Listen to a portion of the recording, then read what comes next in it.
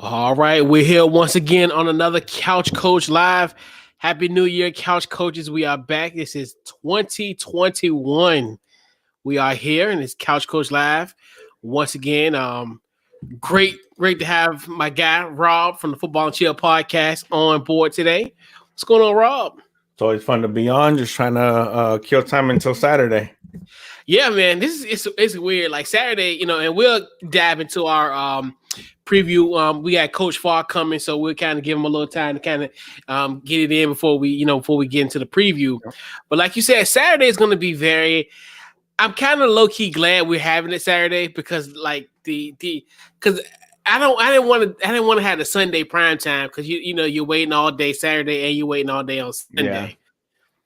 And then kind of in a weird thing because so I'm in a little superstitious during this whole run. It's so bizarre. So like one of the things I've been doing because I think when we played Carolina, I ran errands that Sunday. Like I went to the grocery store. I did this at the third.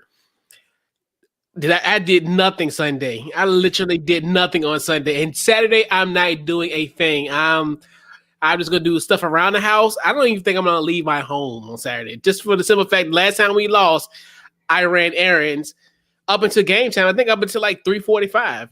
Like I'm, listening to the pregame show, en route. But yeah, man. So definitely. When it comes to games, I like to say I'm not superstitious, but I'm a little stitious. Facts. But yeah, man. So definitely. Great start of 2021. Definitely huge shout out to Devontae Smith for winning the Heisman. That's somewhat breaking news here, which that's another thing which is so crazy about 2021. Like a Heisman Trophy presentation was tonight on January 5th. Yeah. January 5th. Like, and that's really for you how crazy of a year it has been in college football. But Devontae Smith, like we said earlier, well deserved of that title. And definitely huge shout out. And we can definitely great setting up for the national championship on Monday. So that's gonna be a great matchup. But so let's dive into our NFL Super Wildcard Weekend preview, which it's amazing because it's funny. The first thing I thought about when they expanded the field to 7 teams in each conference, we were going to have triple headers Saturday and Sunday. That's the first thing I thought. Like, oh, we're going to have triple headers. Yeah. To start. Yeah. So, Rob, I want to hear your thoughts first. So we'll get into our preview. So, what is the biggest headline to watch here on Wild Card Weekend? I think the biggest headline is going to be how the Steelers perform. They got off to the strong start. Started 11-0. Of course, we all know. We've all heard it from, especially myself. Washington handed them the first loss, and then they went on a 3-game losing streak. I think they lost to us, Buffalo, and then Cincinnati. 3 straight weeks. People on this network started calling them frauds, rightfully so. Then they kind of started to right the ship a little bit. They didn't look great against Cleveland, but again, Mason Rudolph and Ricky Dobbs played quarterback. So it's going to be interesting to see, are they the team that we thought they were the first 11 weeks, or are they the frauds that people have been saying that they are, the last half of the season? So that's one thing I'm going to be looking for, obviously, outside of our game, obviously. That's one thing I'm going to be looking for. Yeah. The one I really wanted, this could be an interesting one. So I think the biggest headline is going to be this Buffalo versus Colts for more reasons than one. Obviously, it's going to be a great matchup, but now we looked at before Josh Allen, the Buffalo Bills, of course, John Kelly. I said John Kelly. Wow, Jim Kelly. Yeah, Kelly. Now, Jim Kelly was essentially the number one son in Buffalo. Mm-hmm. Frank Wright, the former backup quarterback who led that Buffalo Bills to the biggest comeback in NFL history, in most eyes, are the second favorite son. But now you have now you have Josh Allen in the fray, and you're like, now the third son essentially comes to Buffalo.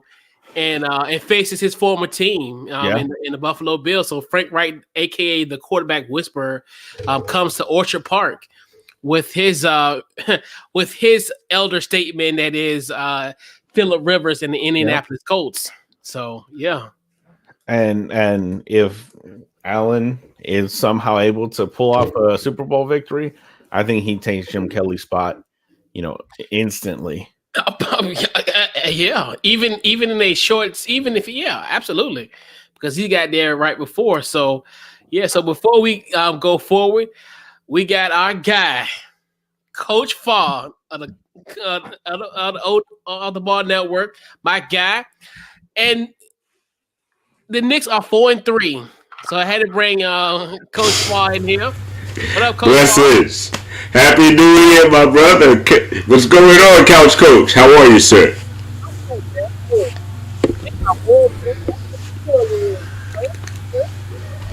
Listen. You see what's around me, right? Right now, I'm talking football. Respect, dude. Knicks, I love you. Y'all know. Yeah. But I'm a little now. I came here a little late, ladies and gentlemen. I apologize, but somebody said something about surpassing Jim Kelly. What? Yeah, if he's able to win a title, something that Jim Kelly. Okay. Yeah. I'm sorry. Nah. Jim Kelly took him 4 times in a row. Stop.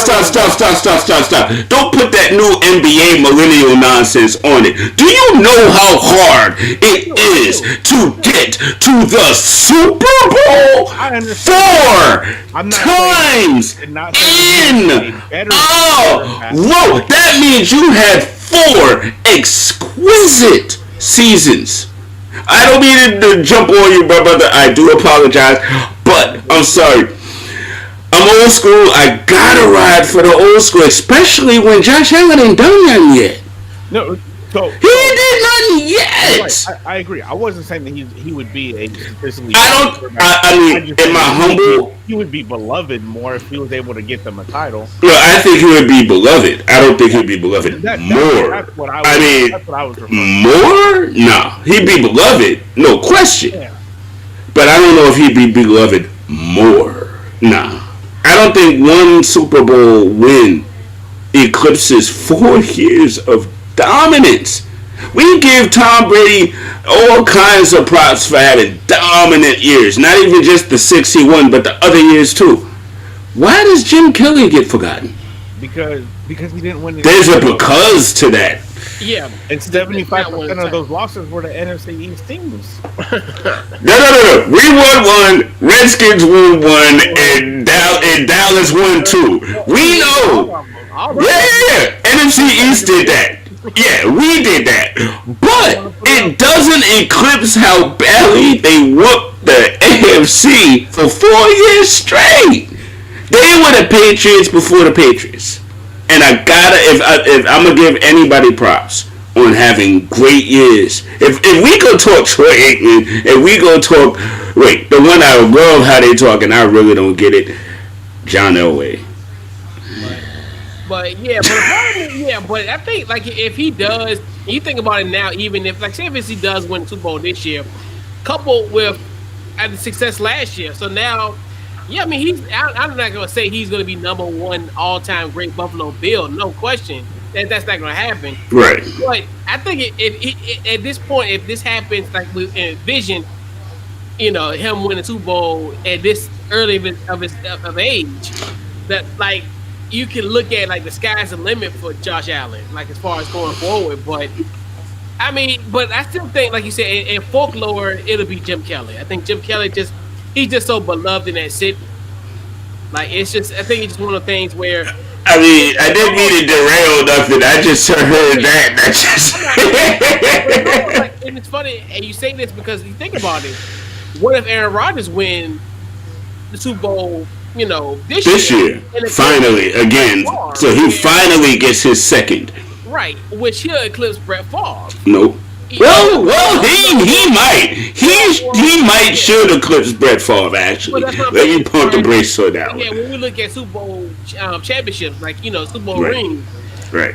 Aaron Rodgers would have, we would think, if this happens, he would have two versus Brett Favre's No, one. I'm with you. That's why I pulled back. I'm with you on that. No, you good, but they all fall to my main man Eli. So either way. let me just point this out. No, respect to fan. No, first of all, Eli is the most overrated quarterback we've ever seen. Second of all, the weight that a Super Bowl win carries, a backup quarterback has a statue outside of Lincoln Financial Field because he won a Super Bowl. Carson Wentz doesn't have a statue. Donovan McNabb ain't got a statue. Randall Cunningham doesn't have a statue. That's Philly. That ain't New York.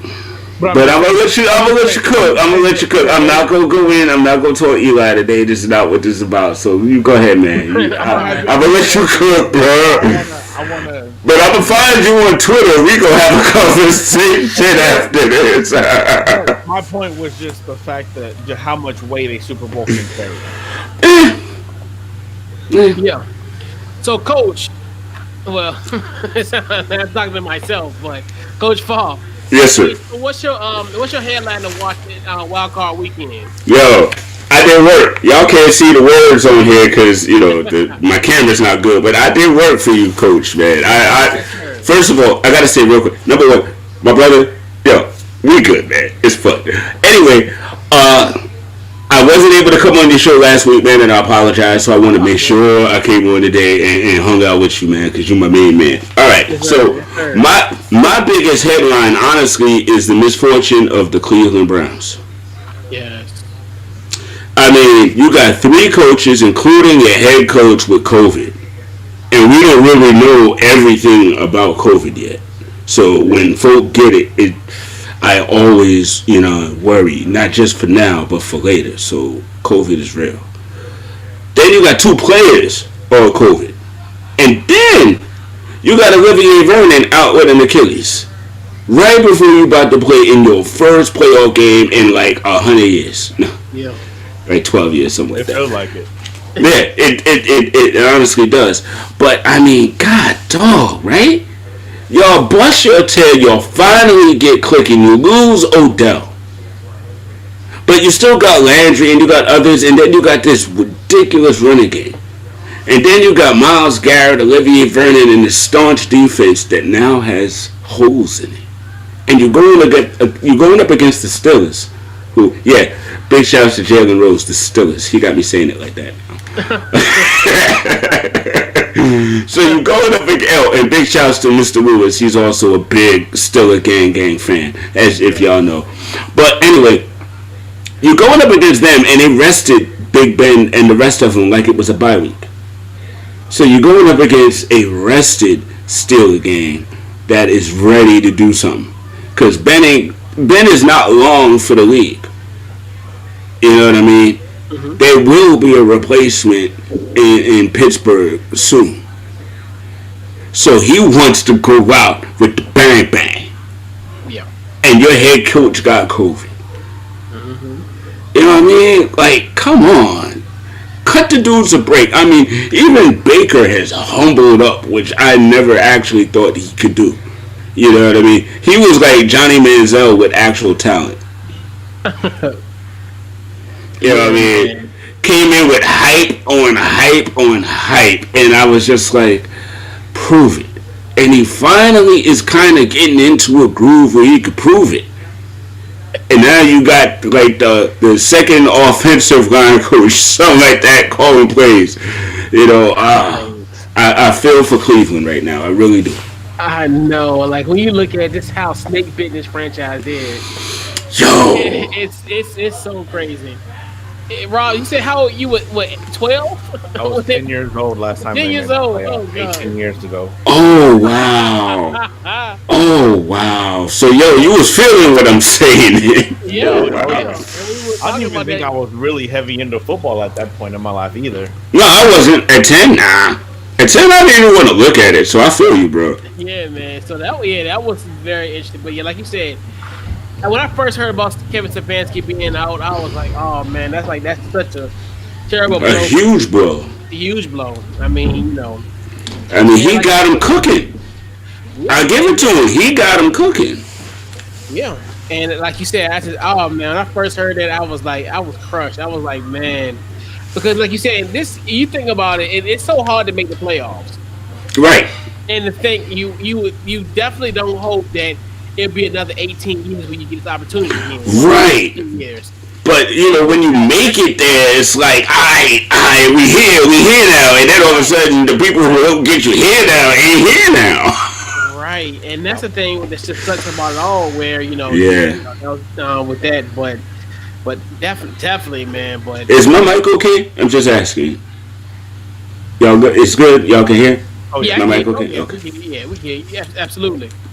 So, what is the matchup to watch in this Wildcard Weekend? I'm gonna go with you first, Rob. The one for me, big time, has to be the Baltimore-Tennessee game. Obviously, because we know we got King Henry, another 2,000-yard rusher, best running back in the league. Their defense isn't as good as it was last year. But again, speaking on last year, this is the team that upset Baltimore. Baltimore, number 1 seed. We expected them to steamroll Tennessee, move on to Kansas City, and Tennessee looked like the 1 seed. They looked like the team that had the bye week last year. Lamar Jackson, right now, as far as people are concerned, myself included, can't win big games. The one big game I think he won this year was against Cleveland. So is he going to be able to get over the hump finally in his third year, be able to win a playoff game against a team that knocked him out last year and that really got us started on this whole can Lamar Jackson win big games talk? Big time.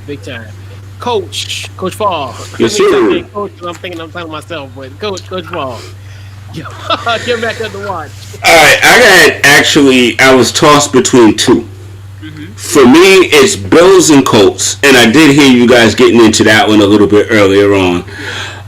For me, it's the one to watch because it can easily be the ascension of Josh Allen, which also leads into my players to watch. But this could be the ascension of Josh Allen, and like you said, maybe on the road to maybe supplanting Jim Kelly one day. You know what I mean? As the folklore hero and everything, who actually brought a Super Bowl. I don't think they're gonna bring a Super Bowl this year, but if they can do to the Colts what I think they can do to the Colts, this will be a very good win for them.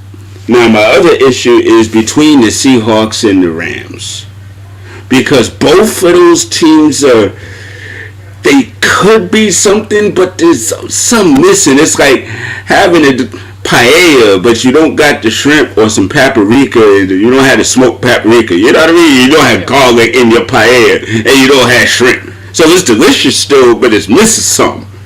You know what I mean? I feel like both of these teams, because I don't trust Goff, but Seahawks don't have the defense that the Seahawks are used to. So that's going to be a fun gumbo. I think actually that's going to be my one to watch. Seahawks Rams. So the Seahawks, can I just say real quick? Seahawks' defense has gotten a lot better. Yeah, they have. The Seahawks have had a tale of two halves of the season. First half, it was let Russ cook. His defense isn't going to help you, so we got to score 30, 40 points a game.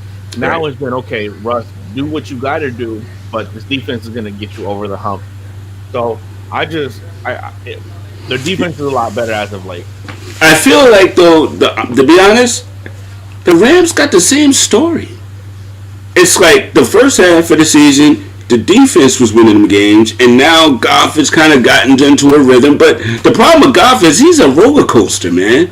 Some games he's hot and the offense looks like a championship winning offense, and then sometimes he looks like how he showed up against Tom Brady and them in the Patriots. You just don't know with Jared Goff. He's Carson Wentz in a different suit. Yeah. You just don't know. Don't trust Stephen that. Oh, he know, but trust me, he's he's not a fan of Jared Goff either. For real. I mean, yeah, he's there's something there, but yeah. honestly, Goff is who he is. He's what we think he is. He is a mediocre quarterback with a great defense and a couple of stars on the offense. And that's not him. And a great head coach. Darn right.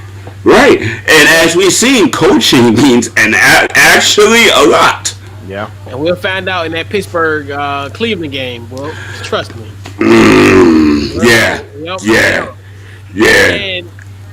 And to your point, Coach Fah, essentially, that what's funny, that Baltimore Indianapolis game is kind of like you said. I like how you said the ascension of Allen. Of Josh Allen. But the thing is, also, could this be an ascension for Phillip Rivers? No, I think it's going to be the final step in the final decline of that dude. Right. That's what I think. Where he's at a point now, if he gets hot, I call it like have a Joe Flacco type of run in 2013, where he could muscle up a few wins and make it a little interesting. Phillip Rivers, like you said, he's on the road to decline. But at the end of the day, that's another interesting matchup where you see the two. Where could he kind of add to his lack of playoff victory? Success. That's probably the better word to say. But awful. Yeah, that's what I'm saying. Right. And that's what I'm saying. He has something to prove. Also, he's got something to prove. I just don't think he's going to prove it against the Bills. Correct. But but it's going to be interesting though. But it is. That's why I had the two. That's exactly why I had the two, because that whole Phillip Rivers dynamic, similar to the Tom Brady dynamic in the NFC, NFC. Excuse me. Yeah. I've had a tasty beverage or two. Hey, it's a Tuesday. Why not? Yo, I sell insurance when I'm not talking sports, bro. Yeah, I can only imagine. But yeah, man. So I think the matchup to watch. I think in theory, like it goes to Rob's point with the Ravens versus the Titans, just like pretty much the rematch of last year. And it's funny, and it's almost like like Rob said, it's almost like a role reversal where now Baltimore is kind of like they're just there.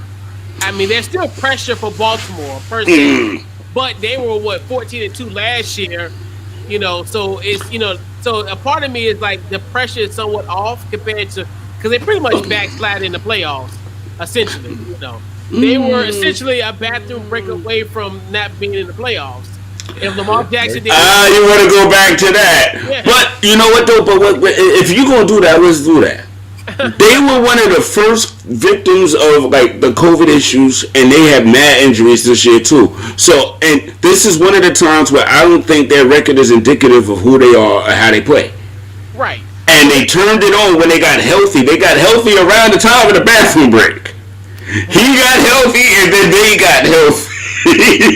Right, which is a great thing because essentially the pressure isn't like how it was last year because they were 14-2. Right. That lost in the division round and looked flat. So to me, it's like it's more indicative of now them coming on the road and beating the Tennessee, which I think that's possible.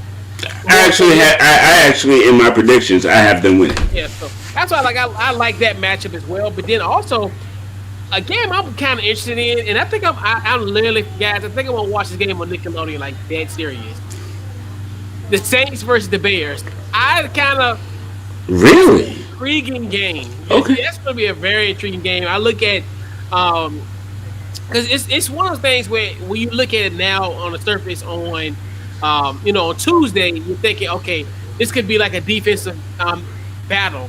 But a part of me, it could potentially have a little offensive flair.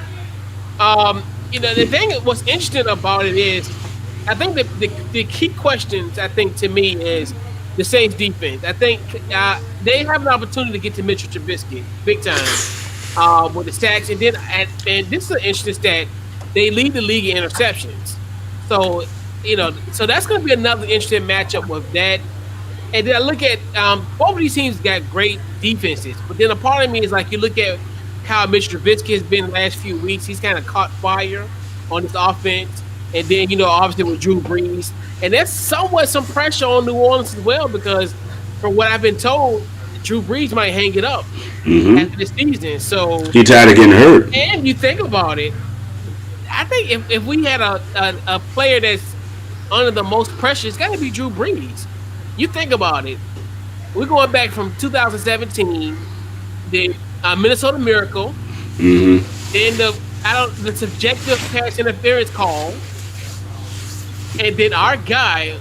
You like that? It's a road playoff win, and Kirk Cousins and the Minnesota Vikings went into New Orleans and beat them last year. Yeah. So a part of me is like 2 Minnesota Miracles and a horrible call by the referee. Correct. And literally, it would be a different story. I mean, both of those games, especially that year when the referee blew that call. Yeah. I mean, because the Saints were poised to beat the Patriots' pants off. Yeah. That was just the wildest call I ever saw. But I definitely agree with you on the quarterback issue and Drew Brees really seeing that pressure because again he wants to walk away, but he wants to walk away on top. Correct. I honestly think that year, if they had won, he would have walked away then. Right. You know what I mean? So, but I'm sorry, they're gonna beat the brakes off. They're gonna beat the brakes off the Bears. Yeah. I mean, the Bears' defense is redonkulous, but their offense just doesn't. They don't. It's like this. I mean, even Mitch is coming back, but his confidence is still because, listen, they could draft somebody, in a few months or make a trade, and now he's back in quarterback competition, and he knows this. So he's got pressure on him to even keep his job. And you got to think about this is a contract year, so. I mean, he's worried about keeping his job, not getting a new contract. He's worried about, am I going to play football next year? Well, yeah, that too. Or just, like, we talked about this yesterday on Overreaction Monday, where we don't live in a world where Mitchell Trubisky is making $25 million a season. I'm just saying. Yeah, we do. We agree. I'm telling you, man. It's going to be a definitely crazy scenario how that will play out. But yeah, that's gonna be the game that we talked about, Rob. That's gonna be the one that's on Nickelodeon. So yeah, I'm just glad it's not ours. I know, because I'm not. I like that type of stuff, but that little cute stuff is for kids. Like when we playing, I don't want to be dealing with that, all that nonsense.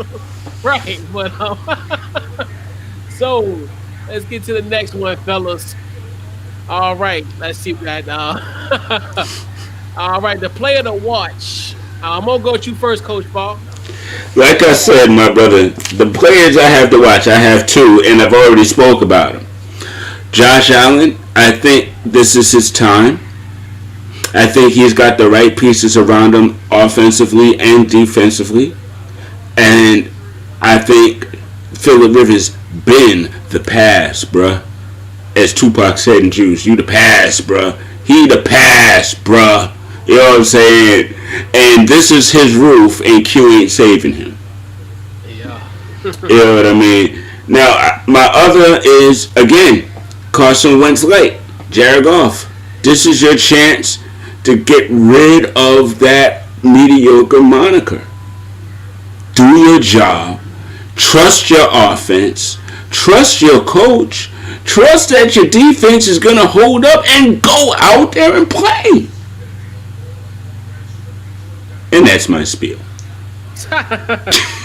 Perfect. I have two as well. Both my man. First one is going to be Baker Mayfield for me. One of them was going to be Josh Allen, but Coach took that one. So I'm going Baker Mayfield because, hey, this is his time too. There's no next week. There's no let's go to the locker room, regroup, and try again. No, you got to win today. Guy I used to work with used to always say today, T-A day. Today. Another one, little bias is I think Alex Smith. Is he going to be able to move around? Because that Bucks defense is no joke. He's going to be able to have to, slide a little bit out of the pocket. He's another week removed from the calf strain, so hopefully he's a little bit healthier. Is he going to be able to move around? If not, if it's a close game, if our defense keeps us in, we're in the game at halftime, maybe down 3 points, and Alex Smith really isn't playing great and not able to move, taking a couple hits. Do we see my boy Taylor Hennessy come in the game and take over and lead us to a comeback win? We don't know. So those are my 2 players to watch. I hear you. I gotta say, because my wife might be watching, go Alex Smith, go Washington. Oh wow! It's in my face though, right? I mean, it's all right. All we gotta do is hear the voice though. Right. We gotta record it. We understand you gotta keep the peace. Yes. Because as you know, Coach, my wife is a Washington fan. Oh boy. Yeah. Oh, Sunday was whack in my house. Sunday was hard in my because Rob, you gotta understand. My wife is a bigger football fan than I am. We watch Sunday Ticket. We start in the morning at 9 a.m. Why? She's not even up yet, but game day must be on. I respect that. Dude, my wife watches everything. She watches the Hall of Fame. She watches the Hall of Fame game. She watches everything. Everything football. Dude, her favorite coach in the world is Joe Gibbs. She is the biggest staunch fan of Jack Kane Cook and cannot stand Daniel Snyder. You know what I mean? She says Mr. Cook in the house. You know what I mean? Ask her about RFK Stadium. Ask her about the Hogs. My wife. I respect that. Yo. So Sunday was hard. Sunday was ridiculous. By her game, I had to go to bed because I couldn't take it. You know what I mean? And like every time, like during my game when I cheered, it was cool. But during her game, when she cheered, I'd have to be like. And when Philly they didn't do much good. But when they did some good things, I was like, yes. And she was like, oh, word?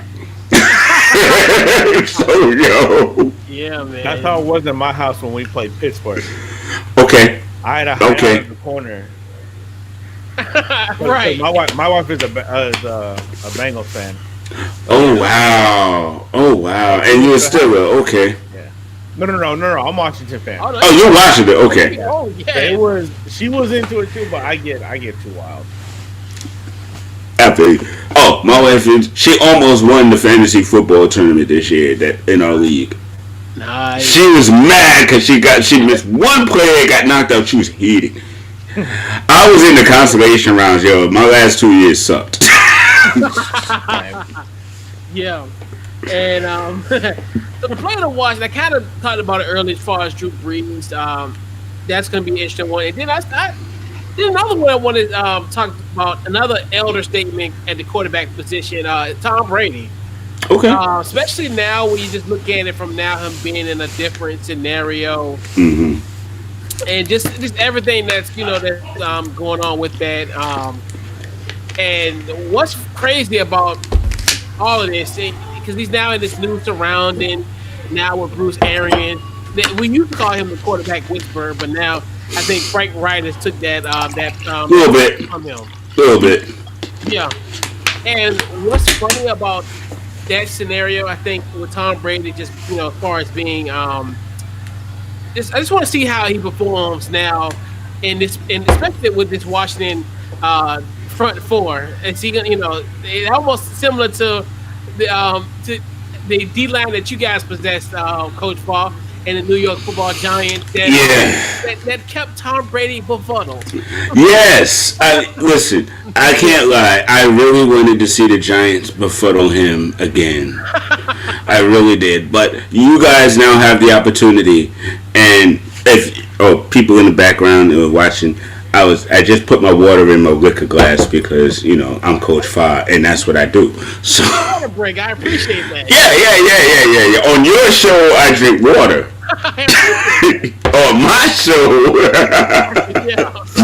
Nah, but I mean, this is definitely this is Tom's chance in a way, to break from the Belichickian, theme that he has around him. And I say in a way because, quite honestly, of all the teams you went to the easiest team to go to. The weather's great, you got a great coach, and you got firepower. You went to the easiest team to get to this point. But it's cool. Do your thing, and again, this is his chance to win something, to win a title possibly, and have his first one away from Bill, so that's his thing.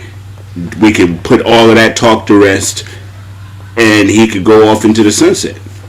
That's true. I mean, like you said, get away from that Bill Belichick, because it's now he can look at if this, even though it's gonna probably end on Sunday. I mean, on a Sunday morning, at a stroke of midnight, it'll all be gone. The little princesses, the little go turn to a pumpkin.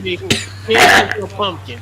Well, I digress. We'll talk. Yo, go Washington, man. Pumpkinize them, yo. Pumpkinize them. Correct, but yeah, and that's another thing too. If essentially he can, like you said, can be away from that Bill Belichick mystique, right, and he won't be deemed as quote unquote the system quarterback, or he's only successful because of Bill Belichick, and if he would have had such and so at the quarterback, I mean, if he would have had him as a coach, he wouldn't be as successful. So that's another thing too when you look at it from that standpoint, like as far as, and then you look, especially now with New England being they were 6-10 or 7, whatever the record was. But that's a whole different story, though. I can't equate the two equally at all. Yeah, but that's the thing. Like if in the same game, Rob, want to say something? Yeah, but I'll let Rob cook in a sec. But yeah, but I'm saying more so if you look at the Patriots, they went from a wild card team last year to then Tom Brady goes to Tampa and wins the Super Bowl. And it would in essence kind of speak volume. Kinda. Again, that's why I prefaced that he went to a place that already had firepower, because the one thing that the Patriots do not have is firepower, and he saw that coming. That's why he did it. They were a 7-9 team. He elevated them, so it's a kind of. I mean, I'm just being real. I mean, 7-9, 6-10 is the difference of a game. They both sucked. That's what I'm saying. But Tom Brady, this team has won 11 games. With Bruce Arians, with Mike Evans, with Chris Godwin, and Tom Brady. And Jameis Winston had that same team. Well, managed Antonio Brown, and they were 7-9. Well, they had Jameis who threw 30 interceptions at the same time, but he also had 30 touchdowns too. So, yeah, Rob. So here's what I say about it. Tom Brady, he went to a much much better situation. Thank you. Like you said, tons of weapons. Went and got more weapons. Yeah. Antonio Brown mid-season, they went and traded for Gronk. Yeah, like come on, he got everything over there. You better win when you got everything. You do realize that Tom Brady went to one of the greatest offensive minds of our generation right now in a head coach. So what did we expect? That of course there was going to be a difference between Bill Belichick, a defensive-minded coach, and Bruce Arians. Now about the wins, elevating them. Let's see, the Panthers, Broncos, Chargers. They beat the Packers, Raiders, Giants, Panthers, Vikings, Falcons, Lions. They're not beating top-tier teams. They got the Blake beat off them by New Orleans twice. There you go. City, LA, all the good teams they played, they couldn't hang. Tom Brady couldn't do it. That's fair. Oh, but Rob, did you mention that they did beat the number 1 seed in the NFC? When did they beat them? When did they beat them? I did mention that. Yep. Yeah, I mean, and that's a whole nother conversation. But you glossed over that. You're right. No, he said it. I heard it. But again, that's one. Look at the rest of them. Look at the rest of them. And look at Green Bay's schedule. Green Bay only beat one team with a winning record, or 2 teams, I think. Their schedule wasn't, top tier Well, their schedule wasn't hard either. Right, but let's talk about that though. But that's the thing where injuries, COVID, quarterback coming off injury versus great team, stacked team, Hall of Fame quarterback. I don't really see where this conversation is equal, just to be honest. But I'm just saying, but that just adds to his folklore, even though not to me. That just adds to the problem about Tom Brady. He goes where it's easy. That didn't prove nothing to me. He's 43 years old, Coach. Like, he's 43 years old. Oh, my God. Oh, Phillip Rivers the same damn age. We ain't saying that about him. Daggone Ben Roethlisberger's like a year younger. We ain't saying that about him. No, Nobody's forcing Tom Brady to play at 43. Right. It's his choice. Right, but when I was 43, I knew it was time to hang it up. But but it's a situation that could have went bad for him. That's what I'm saying. And then, no, it couldn't have. How? Yeah. You got Bruce Arians and a stacked team. How it gonna go bad for him? It went bad. Hold on. We gotta keep it real. It went bad for him, and Bruce Arians got in his ass, and he didn't like that. Correct, and but it got him playing. But you know that those two now ain't necessarily super clicking, and maybe Arians is now seeing what Belichick saw. But that's what, and you're enhancing my point, where essentially that things did go wrong with this team, and to think that this man is 43 years old. Like, have we seen a quarterback at this point in our lifetime to be 43 years old and still playing effectively like he is?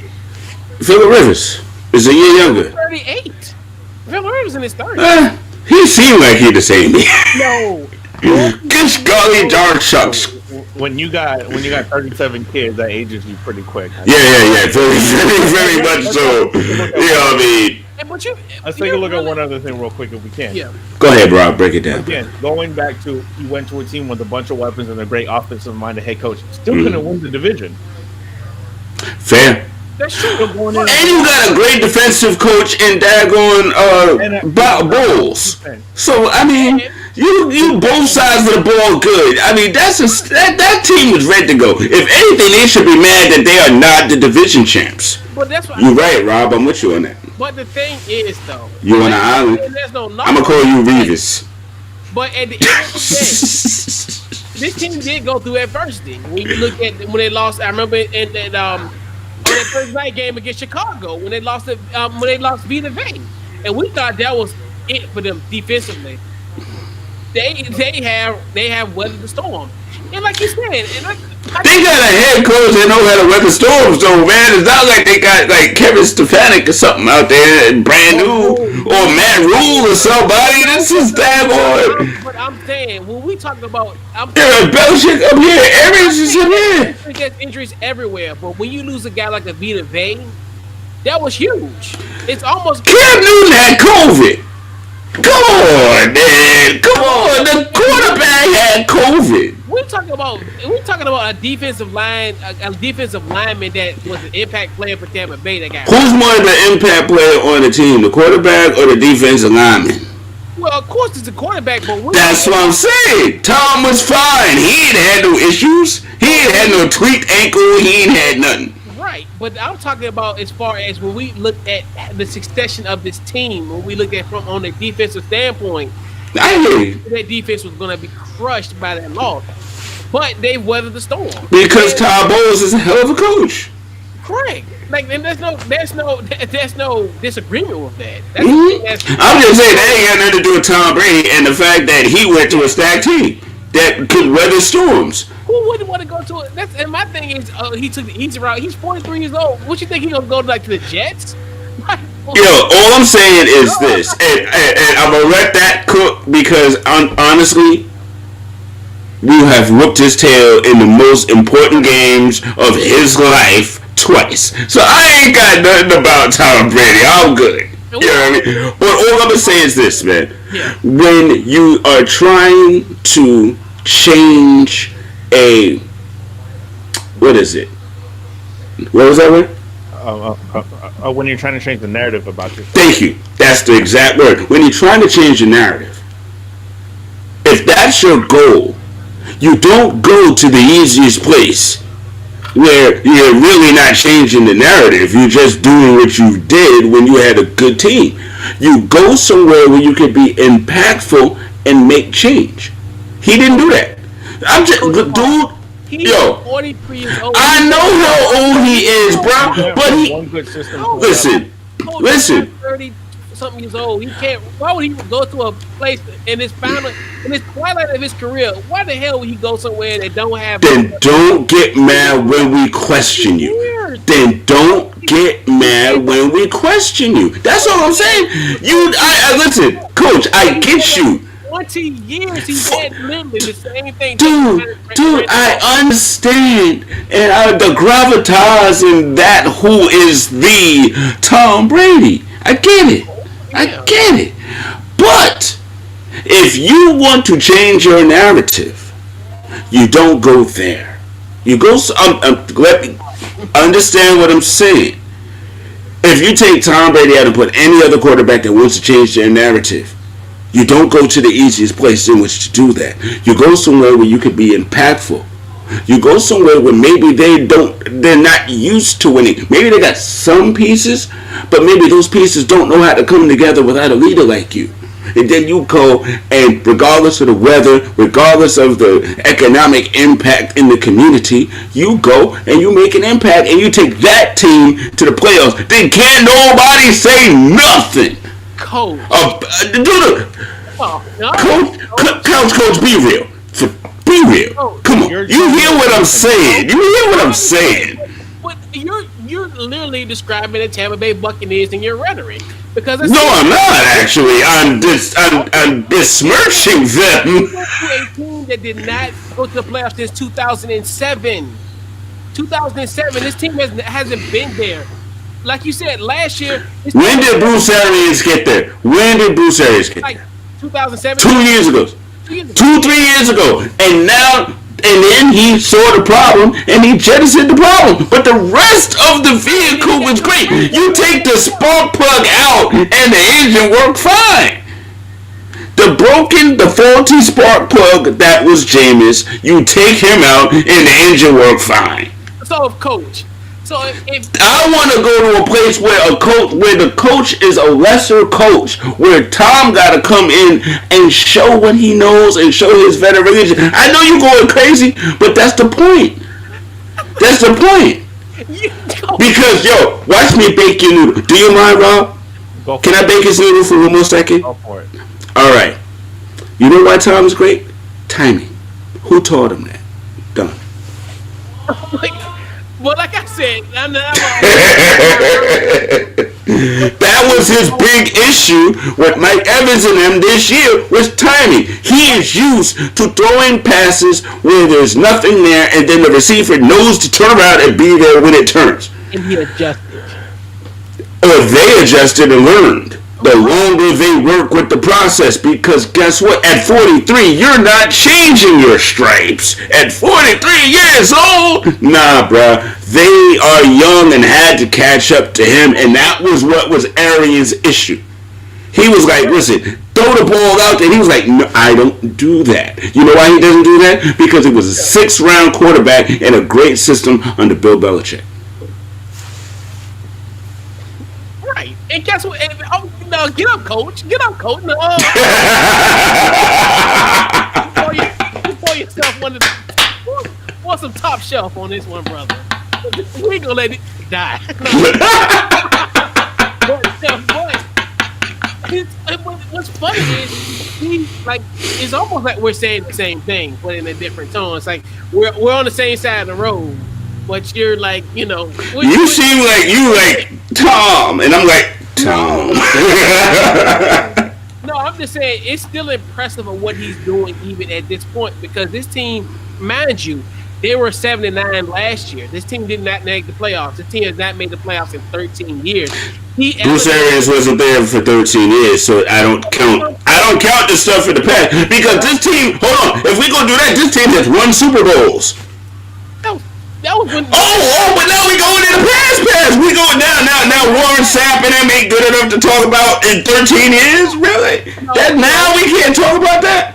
We can't talk about Arondé Barber and that. We can't talk about when they was winning. You know when they won the Super Bowl? The last time Cleveland was in the playoffs. That fair point. Right. But the head coach that's there now wasn't there then. That's why I don't use that. He's been there for 3 years. He brought in Tom this year. He had Jameis for 2. He had the all-world quarterback for 1, and they in a wild card game. And like with the all-world quarterback, they in a wild card game. I'm gonna tell you, Coach. Guess what? And you know, no pun intended. But guess what? If he didn't have a Tom Brady, guess what? He'd been fired. He'd been another coach fired.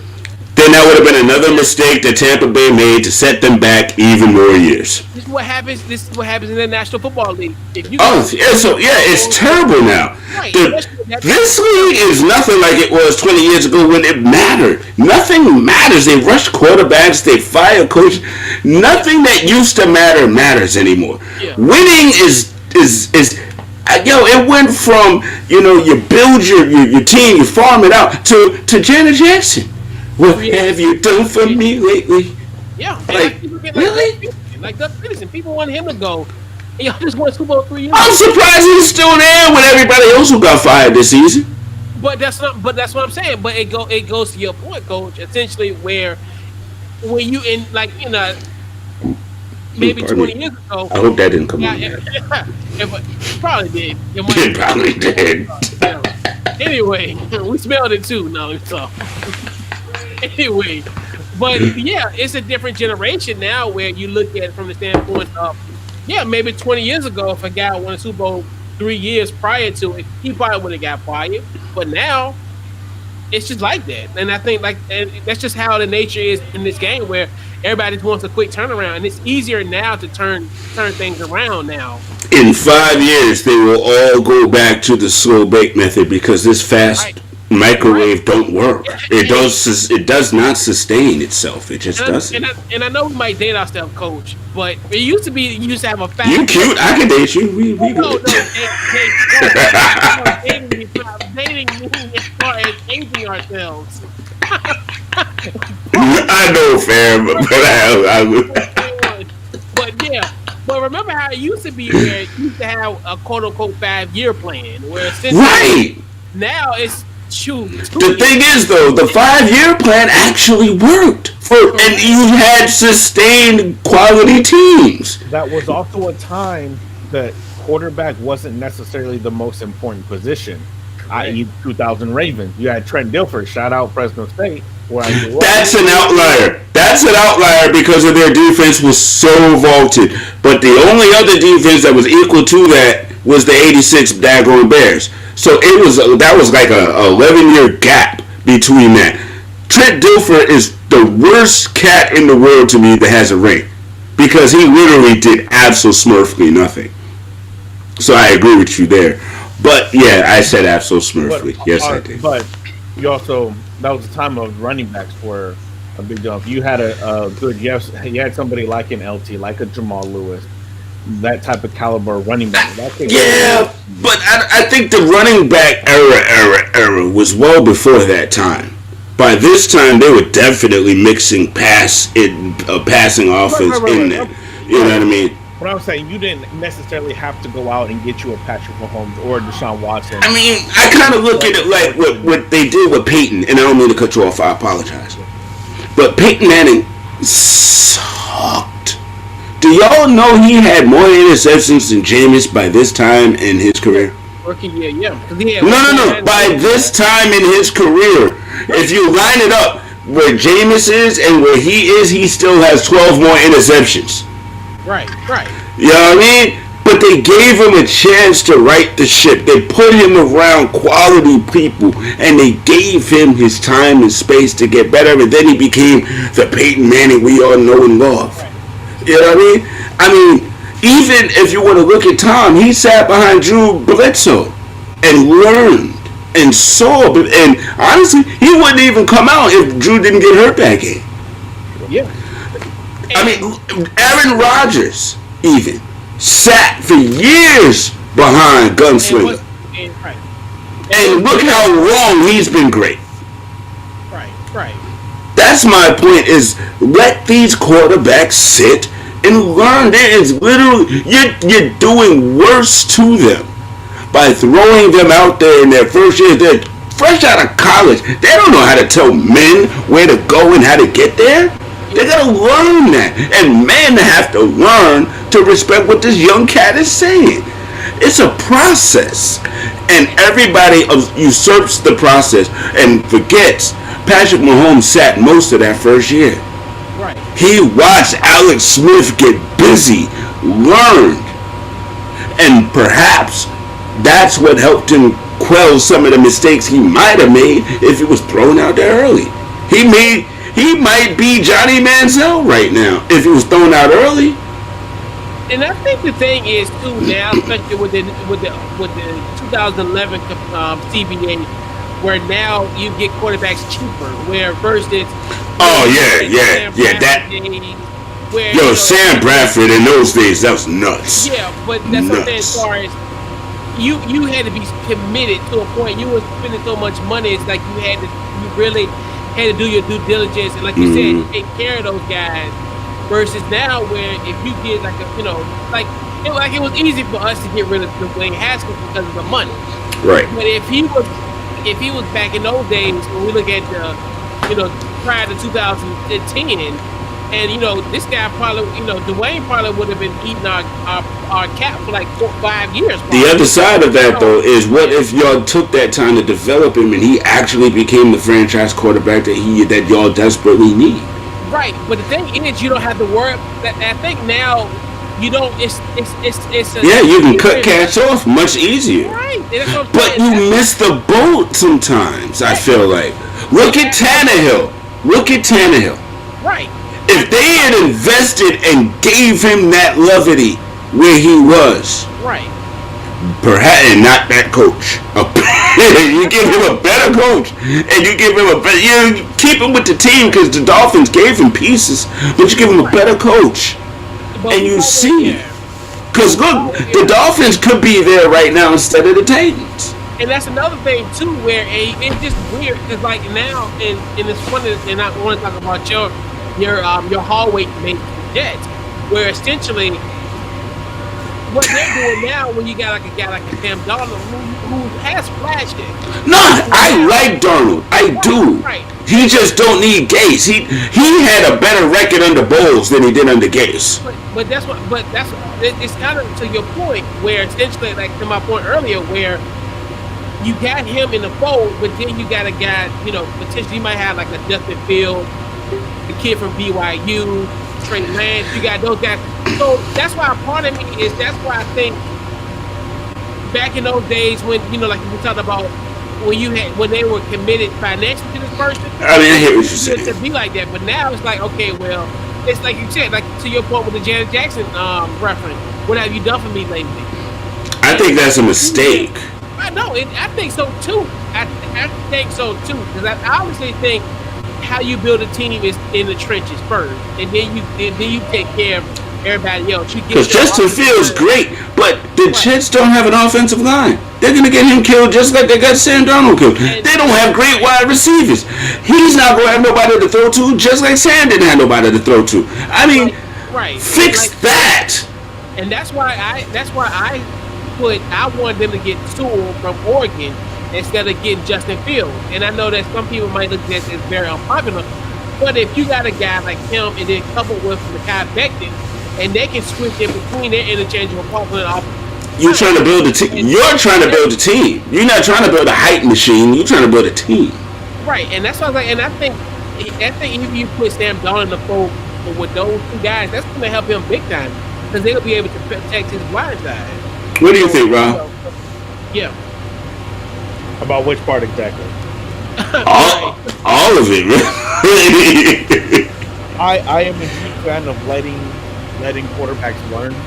I don't like the whole, if they're not good in the first 2 or 3 years, then they're not a good quarterback. The perfect example, Ryan Tannehill. Dwayne Haskins, had he not been in the Booty Cheeks Club in the middle of a pandemic, he was, despite his on the field play, he'd still be part of the team. He would have gotten a shirt and a hat too. I agree.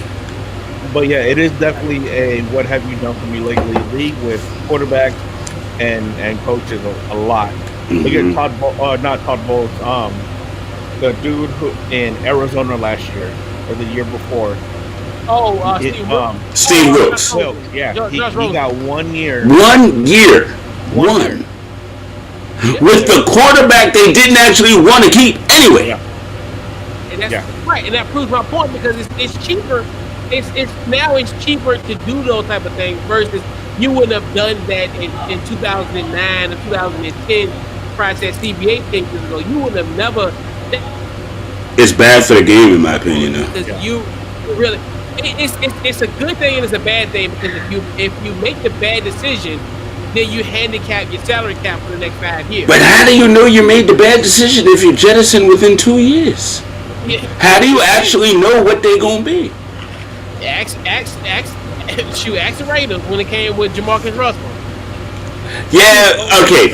Again, we got outliers, but in the past 15 years, there have been more washouts than ever before in the league.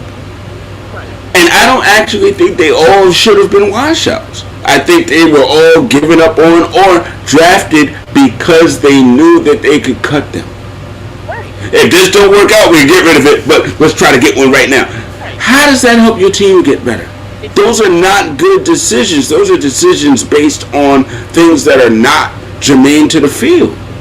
Right, and that's why essentially why it was bargained because essentially it prevents them from making bad mistakes.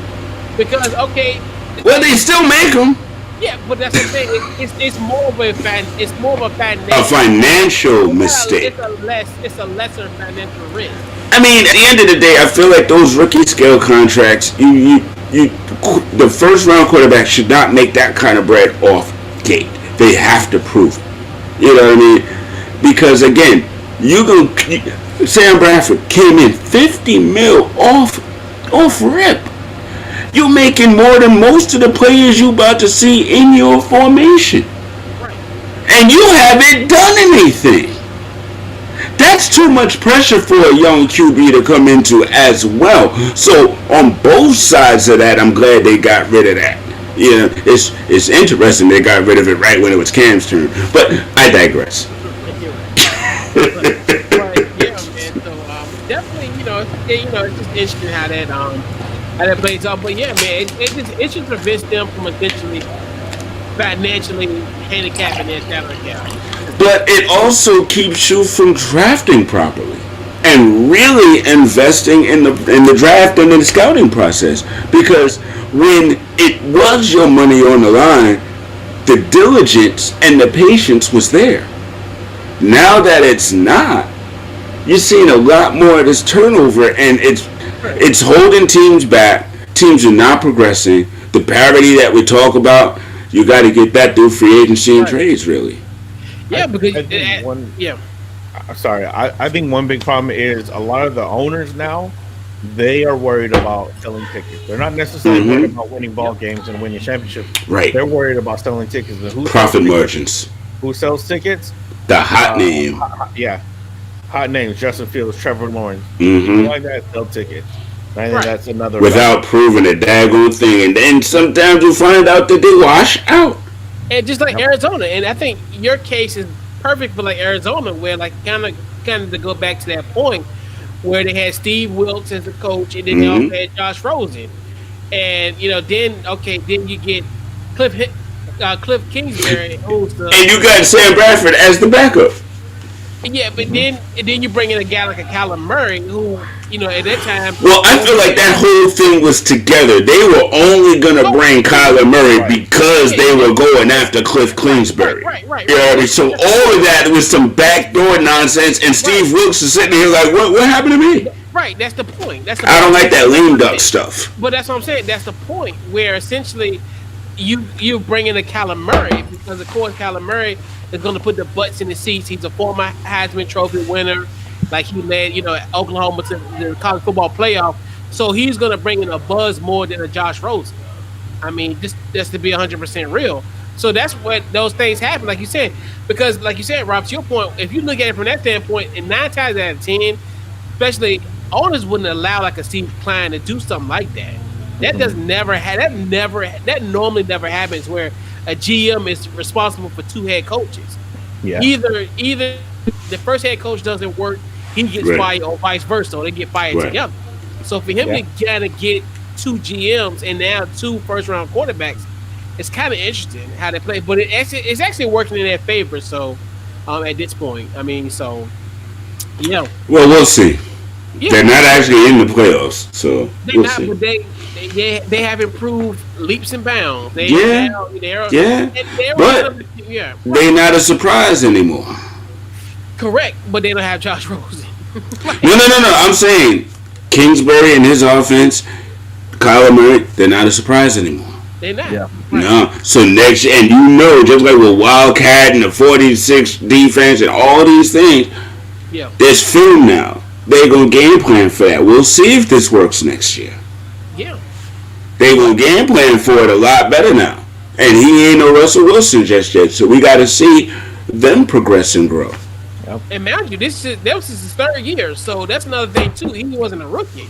So, this was his 2nd year. And he drastically improved. So I just think there's definitely more room to grow. And they, this is his 2nd year. This is his 2nd year. So they he did a pretty good job. I mean, yeah, he did. Yeah. But so let's see. The team likely to pull off an upset in Wildcard Weekend, fellas. I'm gonna go with you first, Rob. Oh, you already know who I'm going with. Tampa Bay's favored by 8.5 right now. Well, I'm not worried about that. Here's the thing. I try very hard not to be biased, and I'm trying to be unbiased as possible. But in combination with, I just have faith in my team. Mm-hmm. Tom Brady is not a mobile quarterback, never has been, definitely not at 43. The teams his 5 losses this year, the teams that have given him trouble, have all had a solid pass rush. That is our strong suit on our team, is our pass rush. Yeah, that's true. Chase Young is a beast. Chase Young. Montez Sweat. Looks like he's on the path to be a Hall of Famer. Hopefully it continues. But yeah, you got Chase Young, Montez Sweat. You got Deron Payne and Jonathan Allen in the middle. So we don't have to worry about, like last week was when we played Jalen Hurts, it was tough trying to keep him contained. We don't have to worry about that with Tom Brady. At all. Their defense is good. Tampa Bay's defense is good. Their run defense is very good. Mind you, no Devin Bush this weekend. I'm going to have Devin Bush in the middle. I think COVID reasons. But let's look at their defense. They're 21st in yards given up total. 20th in touchdowns given up. Their opponent's completion percentage, 75%.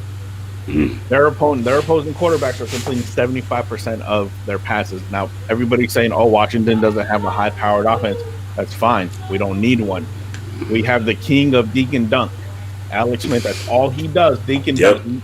He is the embodiment of take what the defense gives you. Mm-hmm. He'll dink and dunk all day and get those 3, 4, 5, 6 yard plays at a time. Only thing I am going to be worried about is our rush game. We don't have a great rushing offense. Antonio Gibson has put up good numbers. Many of those games have been against poor rush defense teams. Not going up. I think Ndamukong Suh is out this week as well. So we'll see about that. And no Vita Vea. No Vita Vea. Yes. Anyway, yeah. Coach Fah, who's your team likely to post upset? Okay. The one that I'm really looking at as an upset is if the Colts can pull it off against the Bills. That would be an upset. The other one I had was the Ravens over the Titans, but to me that's not actually an upset. That's, to me, what's going to happen. You know what I mean? I understand. I just feel like the Ravens are clicking with almost all of their revenue right back, and everybody is healthy right now more so than they have the whole season. So for me, I love Tannehill and what they've done with Derrick Henry, but you got to stop Derrick Henry. You got to stop Lamar. You got to stop the running game for the Ravens. There's a lot more that you have to be concerned with. And I'm sorry, Lamar's arm is getting better and better every game. That dude could just put that ball right where you need it to be. It's beautiful. It's beautiful to watch. Anybody talking smack that he can't throw, you're not watching games. So for me, the Ravens over the Titans, that's supposed to happen. So that's not an upset, even though it's 4-5.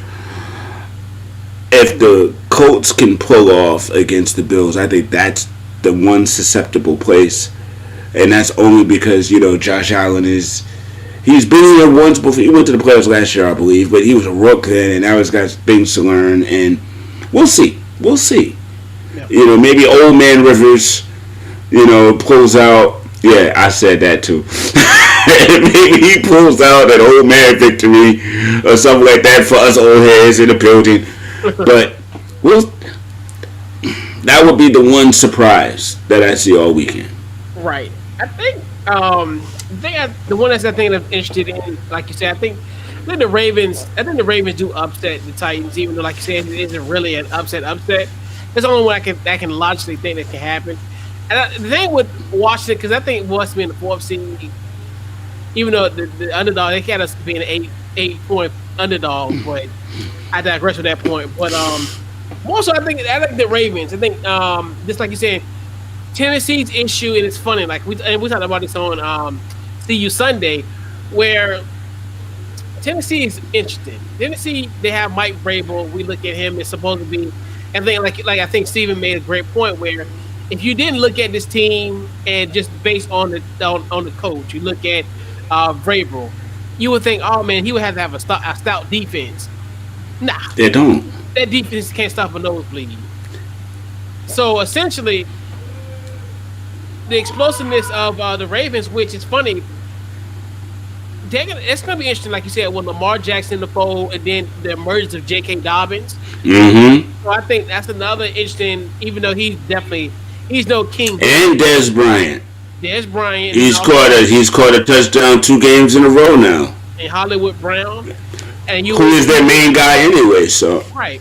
But then you got Gus Edwards and them on the running back. They just beat your defensive line down with the run all game. Right, and almost similar, and it's funny because they kind of remind me of kind of what Derrick Henry does alone, much like their running back core. That's my point. You got one guy to worry about on their side where you got the whole core, and then you got the quarterback to worry about. Right, and that's the thing that's going to be interesting about this game where we look at it's really going to be a tale of offense. People really look at this like it's going to be a black and blue thing, but like a part of me, I do see it, but then I look at Tennessee like their weakness is their defense. Mm-hmm. So they have to put up points. Yeah, and essentially, and I think the biggest thing is they can match offensively. They match each other similar. Like we thought about the running backs. Essentially, their committee was just as formidable as just that one single King Henry. Correct. And then you look at Ryan Tannehill. He makes the throws in the right time. He's been doing his thing. And then Lamar Jackson, like you said, he's another one. He actually, you can add him to the running. Exactly. Where he's their leading rusher, surprisingly. But that's surprisingly. I mean, we all know Lamar is Lamar. But in the same token, that looks like that's going to be probably the most likely of an upset of Wildcard Weekend because I don't see Indianapolis doing anything. I don't see the Rams because I'm not sure because I think it's Wolford that still is. Oh, Jared Goff going to give it a go this week. As of right now, it's Wolford. It's Wolford. Really? Yeah. So Wolford's there, and then also, I don't see much of Saints. I think Saints will take care of business on their own. Oh, definitely. And then the Steelers definitely now with the news of Kevin Stefanski not being there, I think it's almost a shoe-in. It's almost like again, one of the players is one of their key defensive backs as well. Yeah. So that's what I'm saying. Like as far as it looks like it's a shoe-in for them to win. Cleveland and Cleveland in that Baltimore Cleveland. Yeah. It looks like it's death taxes in Pittsburgh beating Cleveland once again. So the only one I can see that's conceivable has got to be the Ravens. So So let's go through our predictions. So fellas, I want to go around the whole wild card predictions for Saturday first. We'll do Saturday's game first. So Rob, your picks for Saturday. So for Saturday, I got Seattle over LA. That one's going to be a close game. It's going to be a high-scoring game, though. It's going to be 38-35. Seattle, most likely going to be on a last-second or late field goal. I agree with Rob. Game. I have Buffalo over Indy. I don't know a score, just because that game, it could be close. I wouldn't be surprised if Indy came to play. Oh, they will. They're just not going to win. That defense, I like their defense a lot. I think it's going to rely a lot on Josh Allen. And for final game, obviously we got Washington, Tampa Bay. I'm taking Washington 24-21. That's going to be a very close game. I think we're going to be able to kind of throw the ball on them a little bit, get some easy touchdowns. Right on. Yeah. Coach, who you got for Saturday's matchup? Based on what he just said, because I wrote them down by AFC, NFC, so I don't have it by Saturday, Sunday. I give you the rundown. Well, Seahawks, I got the Seahawks, definitely. What is it, Bills, Colts? Yeah. I got Bills all day on that one. And Washington, Tampa. But my gut's telling me Tampa, but my household and my heart is telling me Washington, so I'm going Washington. Me and Rob, we here. Yeah, I think we all kind of in unison as well. I got Buffalo over Indy, Seattle over Warford, the pride of Wake Forest. Warford. Who actually threw passes. He might have threw passes to the new Bachelor. I think. I think they went to Wake Forest together. My memory serves correct. But anyway, what's funny, Coach? That's not a compliment. No. But I know that's why I'm laughing. Right. Yeah, I think Warford. I think him and Warford and the Bachelor, they were because the Bachelor wide receiver from Wake. So, you know more about that than I do, brother. It's ACC versus everybody. My wife loves football. Thank God she don't watch that. ACC football over everybody. Forget the SEC. That's fair. I said it right. Forget the SEC. Forget the Big Ten. It's ACC country around these parts. Amen. Anyway. Big East, baby. and then I got, of course, Washington football team over Tampa Bay. You better. I don't want to reveal my. I want to I'm kind of low key kind of tease my pick, but Rob, we got to get our. We have to put on our heavy coats and our hats, jackets, gloves, layers of clothes, and long johns. Cause we going to Green Bay next week, baby. Yes, we are. Yeah, you are. Right, we going to Green Bay. Right on. I'm not coming with you. It's cold in Green Bay. No, let's do our Sunday predictions, fellas. Okay. Coach Fah. So that's the Ravens, Titans, Bears, Saints, Steelers, and Browns. Gotcha. I got Saints, Steelers, Ravens. Okay. Bang, bang, bang. Yeah. Okay. Rob. All right, so I got the Nickelodeon game going New Orleans 38-10. I don't even think it's gonna be close. Bears are. That's what I'm saying. The other one, Pittsburgh and Cleveland, the game that should be on Nickelodeon. The COVID game. Yeah, that game should be on Nickelodeon. That one's gonna be a blowout, 28-3. Browns don't even deserve to be in the playoffs, let alone play Pittsburgh with players and coaches out. It's not even gonna be a competition. And then last one, I got Tennessee pulling this one out, 28-24, on, of course, the back of Derrick Henry. Okay. That's what's up. So I got the Ravens over the Titans. I got upset alert. And then y'all know I love my nephew Mitch Trubisky, and I'm gonna watch him very faithfully in my nephew Mitchie ain't making it, bro. Yes, I'm gonna have my UNC gear rooting on my nephew. And but I gotta go with the Saints, the Nickelodeon game. And then Paul, I feel so bad for my other nephew, MJ Stewart, the safety for Cleveland. I'm gonna wear my Carolina gear for my nephew in Carolina solidarity. But damn, man, I think Pittsburgh will take care of them. Yeah. Shout out to my nephews all playing. Cole Holcomb. He's doing this thing in Washington. and then also Mitch Trubisky, and then also MJ Stewart. So proud of my nephews. They'll be prominent this weekend in Super Wild Card Weekend. I love now they call it Super Wild Card. Right. The extra, now we have triple headers on Wild Card Weekend. Instead of double headers. Thank you, Roger Goodell, from the bottom of my heart. I like the football. Me too. So Ravens opened up -4.5. Really? So, yeah. So again, they the underdog. No, Ravens are favored. Okay, that's really okay.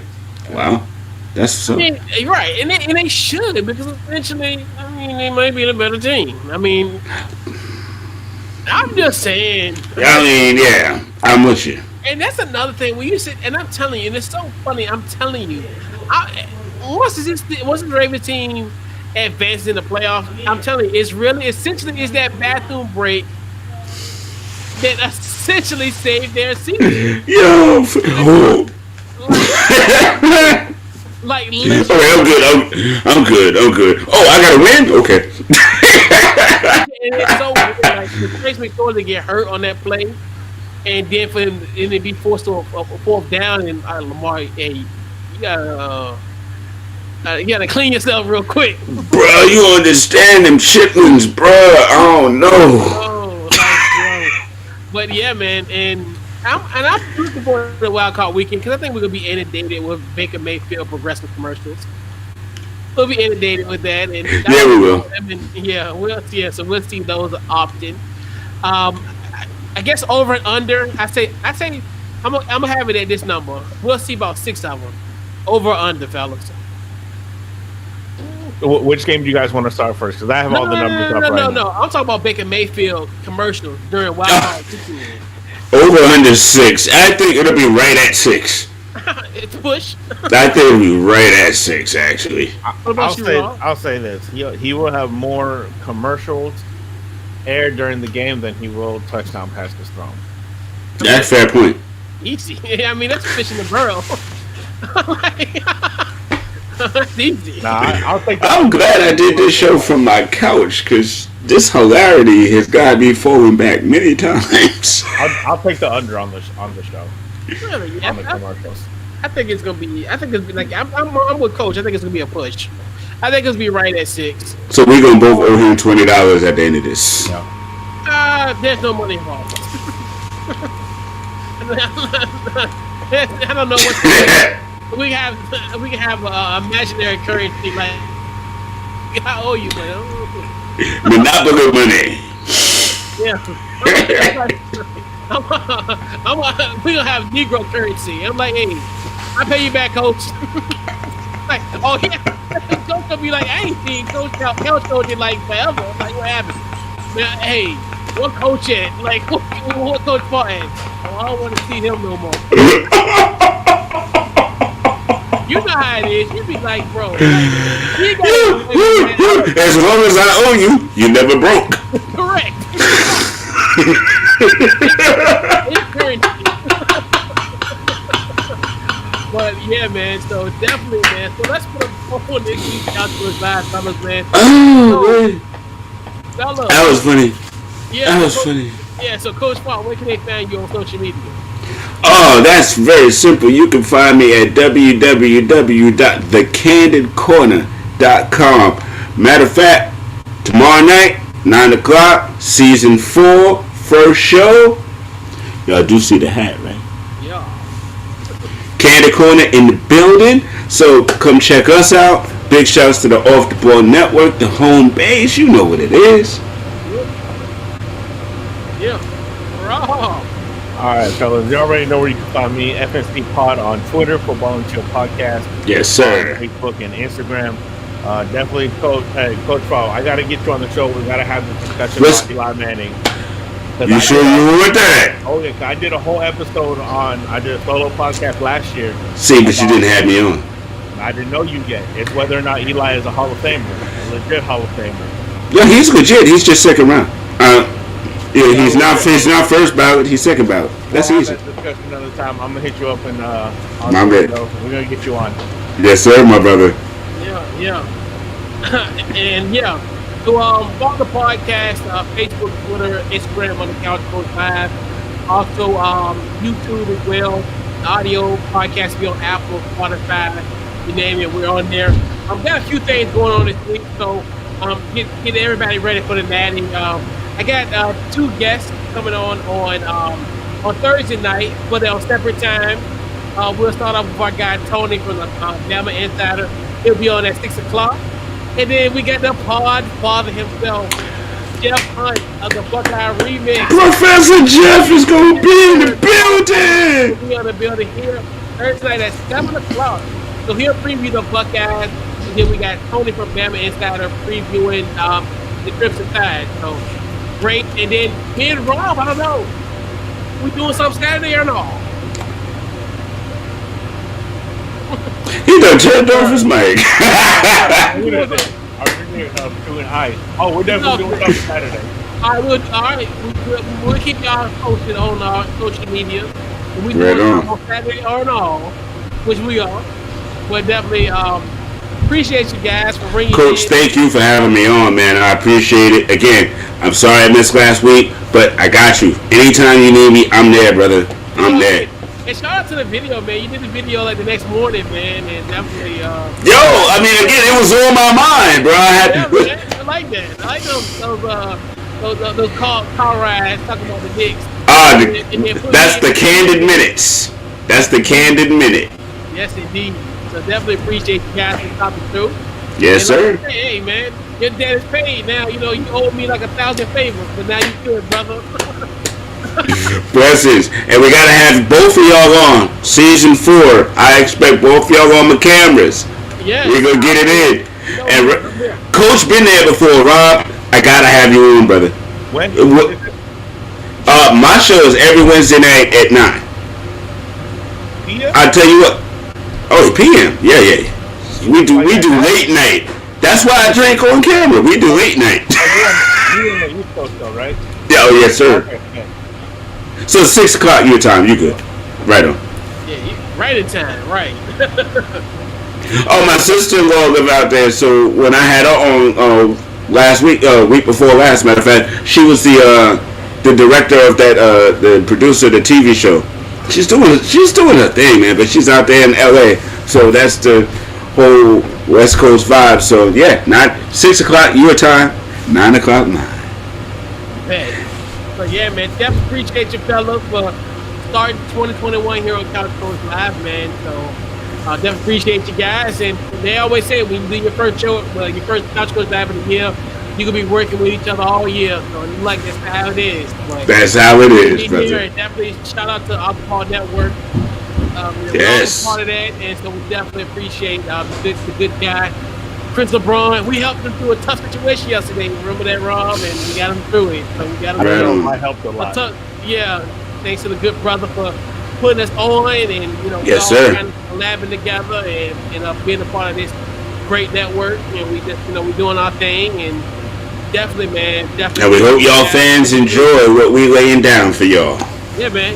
I thought I'd never say this ever in my life, but Coach Fah, go New York, go.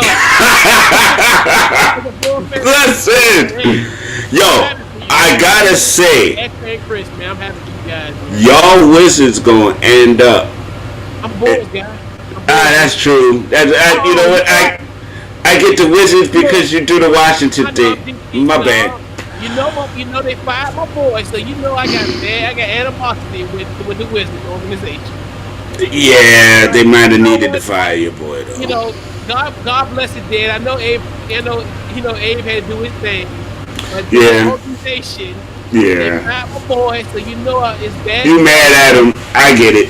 Yeah. Bulls gonna be alright too. Knicks gotta see him though. But Bulls gonna be alright too. All right, Rob. What's your team? Before I go, who's your team? I'm Washington fan. Then you be quiet, Coach. I'm talking to him. They gonna be all right. Russell and Beal gonna figure it out within the next 20 games. Oh, for basketball, my bad. Yes. I'm a Bulls fan. So, both your Bulls. All right, I'm coming with my Chicago rep next time. I got Chicago love for your Bull fans next time. Respect due. I'm gonna tell you, I know how it feels, man. Like, as far as having a downtrodden, well, even though y'all's a little bit more, but I mean, it's been a long 20 years though. I ain't gonna front you. So I know how it feels when you have, when you have good streaks, you doing your thing. It's a great feeling, but definitely It is. I'm happy for you, Edgar, and Chris, man. Like, what y'all been going through, I definitely rooting for y'all, man. It looked like we had the pieces to the right squad for a minute. We just had the wrong coach. And man, y'all need to get that pregame going often, man. I like all y'all. I like y'all chemistry in that one y'all did in the preseason. Okay. I need to do that, and then they won that night. So I like, man, y'all gotta see. I bring the mojo. All right. I'm gonna follow you and listen to you. I'm gonna make it pop. Bring them out. Right. My brother. Yes, sir. All right, fellas, man. This has been this week's Couch Coach Live. We thank everybody for tuning in, checking in, commenting, being a part of the show. And we'll catch you guys next week. This has been the Couch Coach Live.